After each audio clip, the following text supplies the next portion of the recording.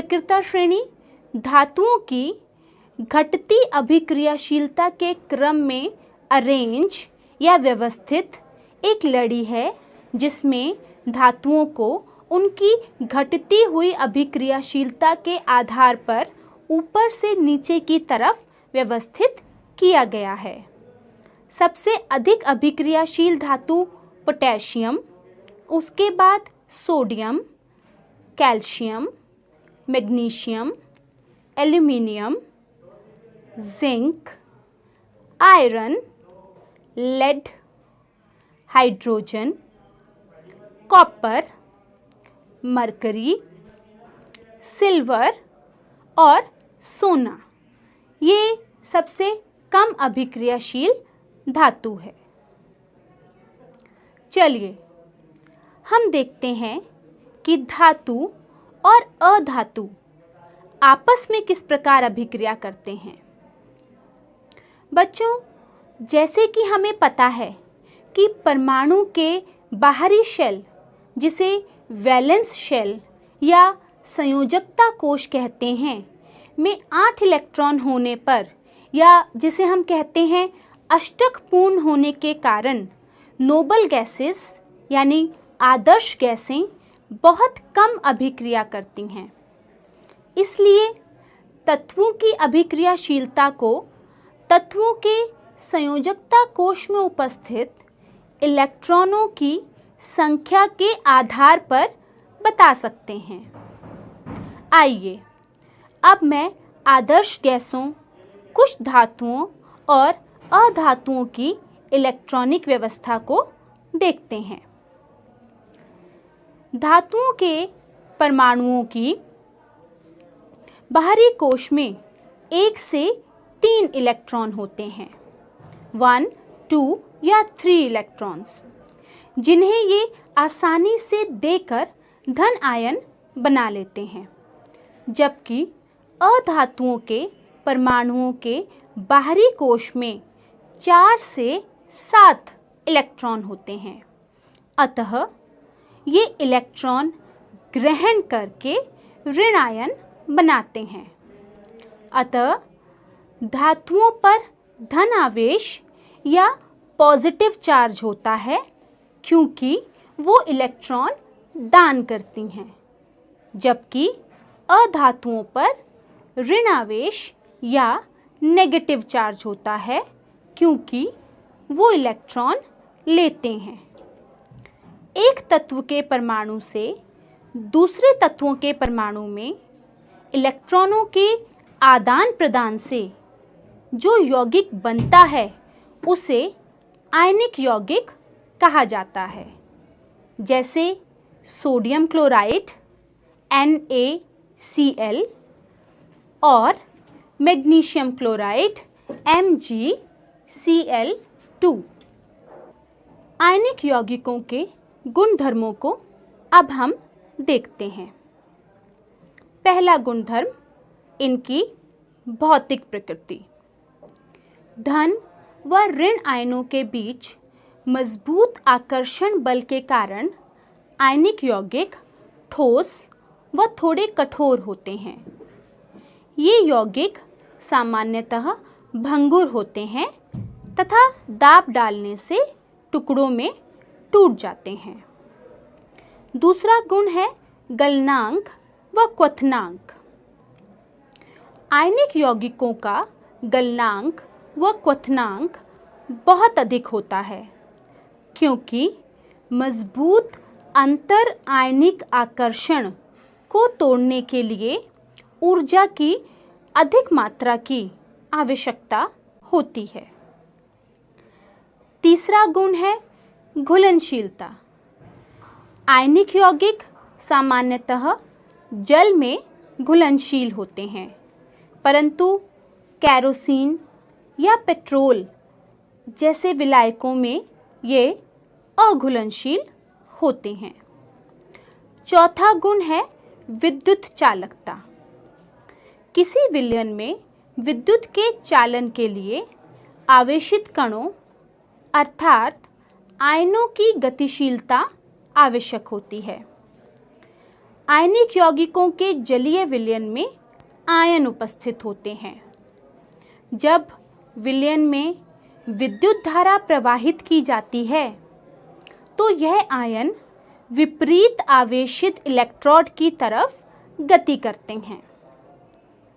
ठोस अवस्था में आयनिक यौगिक विद्युत का चालन नहीं करते, क्योंकि ठोस अवस्था में दृढ़ संरचना के कारण आयनों की गति संभव नहीं होती है।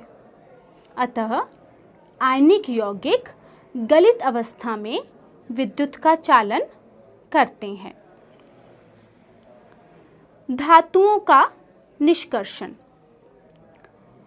पृथ्वी की भूपर्पटी में प्राकृतिक रूप से पाए जाने वाले तत्वों या यौगिकों को खनिज कहा जाता है। कुछ स्थानों पर इन खनिजों में कोई विशेष धातु काफ़ी अधिक मात्रा में पाया जाता है, जिसे निकालना लाभकारी होता है। इन खनिजों को अयस्क कहा जाता है। धातुओं को उनके अयस्कों से निकालने की प्रक्रिया धातुओं का निष्कर्षण कहलाती है। धातुओं को उनकी अभिक्रियाशीलता के आधार पर ही निकाला जाता है। सबसे पहले हम बात करते हैं सबसे कम अभिक्रियाशील धातुओं की, जो कि सक्रियता श्रेणी में सबसे नीचे आती हैं, जैसे मरकरी यानी पारा और गोल्ड यानी कि सोना। इन धातुओं के ऑक्साइड्स को केवल गर्म करने से ही धातुओं को प्राप्त किया जा सकता है। सिनाबार मरकरी के अयस्क का नाम है। इसका रासायनिक सूत्र Hgs है। इसे वायु में गर्म करने से यह सबसे पहले मर्क्यूरिक ऑक्साइड HgO में परिवर्तित होता है और फिर ज़्यादा गर्म करने पर यह मरकरी में अपचयित हो जाता है। मध्यम अभिक्रियाशीलता वाली धातुएं ये हैं आयरन, जिंक, लेड और कॉपर। ये प्रकृति में सामान्य रूप में सल्फाइड या कार्बोनेट के रूप में मिलती हैं। सल्फाइड अयस्कों को ज़्यादा वायु की उपस्थिति में अधिक ताप पर गर्म करने से यह ऑक्साइड में परिवर्तित हो जाती है। इस क्रिया को भर्जन कहा जाता है।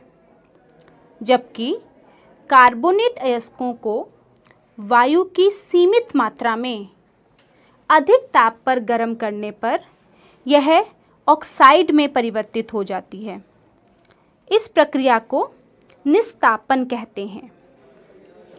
इसके बाद कार्बन जैसे उपयुक्त अपचायक का प्रयोग करके इन धातु ऑक्साइड्स को धातुओं में बदला जाता है। जैसे जब जिंक ऑक्साइड को कार्बन के साथ गर्म किया जाता है तो यह जिंक धातु में अपचयित हो जाता है। अब आती हैं सबसे उच्च अभिक्रियाशील धातुएं। यह सक्रियता श्रेणी में सबसे ऊपर स्थित होती हैं, जैसे सोडियम, पोटेशियम और कैल्शियम। इन धातुओं को विद्युत अपघटनी अपचयन द्वारा प्राप्त किया जाता है। जैसे सोडियम को उसके अयस्क जैसे सोडियम क्लोराइड से विद्युत अपघटन द्वारा निष्कासित किया जाता है। इस अभिक्रिया में कैथोड यानी ऋण इलेक्ट्रोड पर धातु अर्थात सोडियम जम जाता है और एनोड यानी कि धन इलेक्ट्रोड पर क्लोरीन गैस मुक्त होती है। चलिए अब हम धातुओं के परिष्करण के बारे में जानते हैं। धातुओं से अपद्रव्य हटाने के लिए सबसे प्रचलित विधि विद्युत अपघटनी परिष्करण है। Copper, zinc, tin, silver, gold, निकल आदि अनेक धातुओं का परिष्करण विद्युत अपघटन द्वारा ही किया जाता है। इस प्रक्रम में अशुद्ध धातु को एनोड अर्थात पॉजिटिव इलेक्ट्रोड और शुद्ध धातु की पतली परत को कैथोड अर्थात नेगेटिव इलेक्ट्रोड बनाया जाता है। उसी धातु के लवण के विलयन का उपयोग विद्युत अपघटय के रूप में होता है। विद्युत अपघटय में से जब विद्युत धारा प्रवाहित की जाती है तब एनोड पर उपस्थित अशुद्ध धातु विद्युत अपघटय में घुल जाता है और उतनी ही मात्रा में शुद्ध धातु विद्युत अपघटय में से कैथोड पर निक्षेपित हो जाती है। अविलय अशुद्धियाँ एनोड की तली पर निक्षेपित हो जाती हैं, जिन्हें हम एनोड पंख कहते हैं। चलिए बच्चों, अब हम संक्षारण के विषय में पढ़ते हैं। संक्षारण के बारे में बच्चों हमने पहले अध्याय में पढ़ा ही है, इसके बारे में आप जानते हैं। जैसे सिल्वर या चांदी को हवा में, वायु में कुछ दिनों तक खुला रखने पर वह काली पड़ जाती है। ऐसा वायु में उपस्थित हाइड्रोजन सल्फाइड के साथ चांदी की अभिक्रिया के कारण बने सिल्वर सल्फाइड की वजह से होता है। सिल्वर सल्फाइड की काली परत चांदी के ऊपर जम जाती है। इसी तरह बच्चों आपने तांबे के बर्तन देखे होंगे। तांबा वायु में उपस्थित आर्द्र कार्बन डाइऑक्साइड से अभिक्रिया करने पर अपने भूरे रंग की चमक को खो देता है और तांबे के ऊपर एक ग्रीन कलर की कॉपर कार्बोनेट की परत जम जाती है। और लोहे के बारे में बच्चों आप सब जानते हैं। लोहा आर्द्र वायु से नमी से अभिक्रिया करके ब्राउन रंग की एक परत बना लेता है अपने ऊपर, जिसे हम लोग कहते हैं जंग लगना या लोहे का संक्षारण होना। तो बच्चों अब हम ये देखते हैं कि लोहे का संक्षारण होने के लिए हमें किन किन परिस्थितियों का ध्यान रखना होता है, या लोहे के संक्षारण के लिए कौन कौन सी परिस्थितियाँ आवश्यक हैं। 3 परख नलियाँ लीजिए और प्रत्येक में स्वच्छ लोहे की 1-2 कील डाल दीजिए। परख नलियों को A, B और C नाम दीजिए।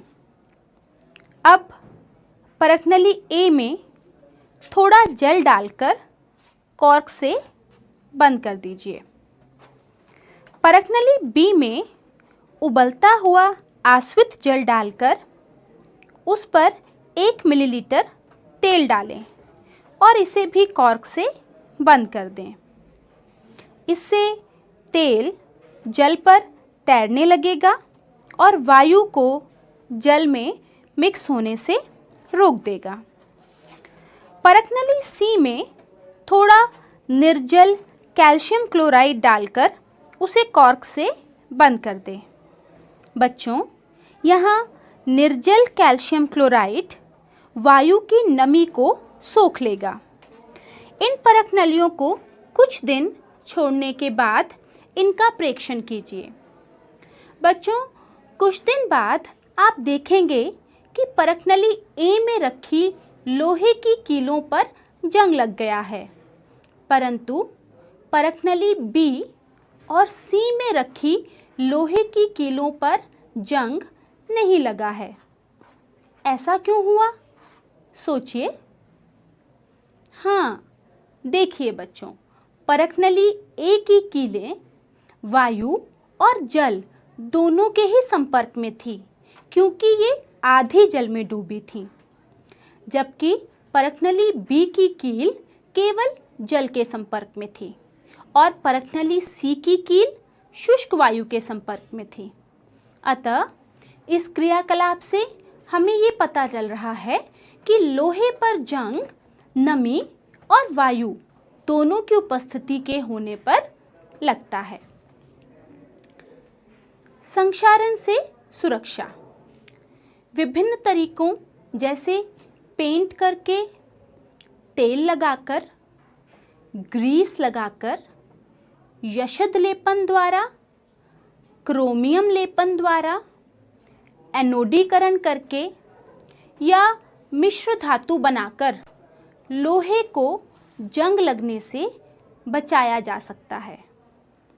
दो या दो से अधिक धातुओं के समांगी मिश्रण को हम मिश्र धातु कहते हैं। यदि किसी मिश्र धातु के अवयवों में कोई एक धातु पारा या मरकरी है तो इस धातु को या इस मिश्रण को हम पारद धातु मिश्रण या अमलगम कहते हैं। बच्चों, शुद्ध सोना 24 कैरेट का होता है और काफ़ी नरम होता है, इसलिए यह गहने बनाने के लिए उपयुक्त नहीं होता। अतः इसे कठोर बनाने के लिए इसमें चांदी या तांबा मिलाया जाता है। जैसे 22 कैरेट सोने में लगभग 22 भाग शुद्ध सोना और 2 भाग चांदी मिश्रित या तांबा मिश्रित होती है।